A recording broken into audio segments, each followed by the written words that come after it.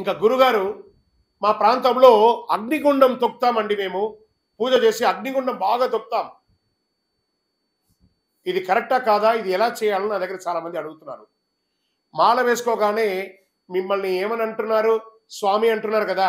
మీకు పాదం నమస్కారం చేసినప్పుడు ఏమంటున్నారు? స్వామి పాదం, అయ్యప్ప పాదం అంటున్నారు కదా. అలాంటి చిన్న పిల్లవాడు కదా, 12 ఏళ్ళ బాలుడు కదా, ఆ స్వామి పాదాన్ని తీసుకుపోయి నిప్పులో పెట్టచ్చా?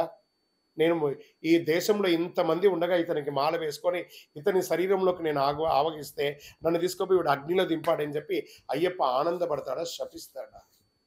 ఈ అగ్నిగుండ సంస్కారాన్ని ఆపేయండి.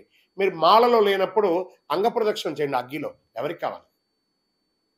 మాల వేసుకున్నప్పుడు అయ్యప్పను చాలా జాగ్రత్తగా కాపాడాలి. ఎంత గొప్ప స్థితి!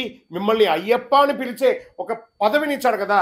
తన పేరును తన భక్తుడికి ఇచ్చే దీక్ష ఈ ప్రపంచంలో ఏదైనా ఉందా అంటే అది అయ్యప్ప దీక్ష కదా. అలాంటి అయ్యప్పను తీసుకుపోయి అగ్నిలో దింపచ్చా?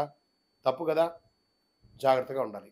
అస్సలు ఎవరు ఎంకరేజ్ చేసినా అగ్నిగుండంలో కాలు పెట్టకండి.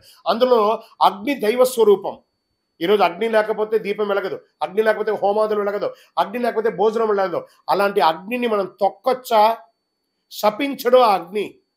అగ్నిదేవుని శాపం పొందామంటే పుట్టుకథలు ఉండదు. శరణమయ్యప్ప.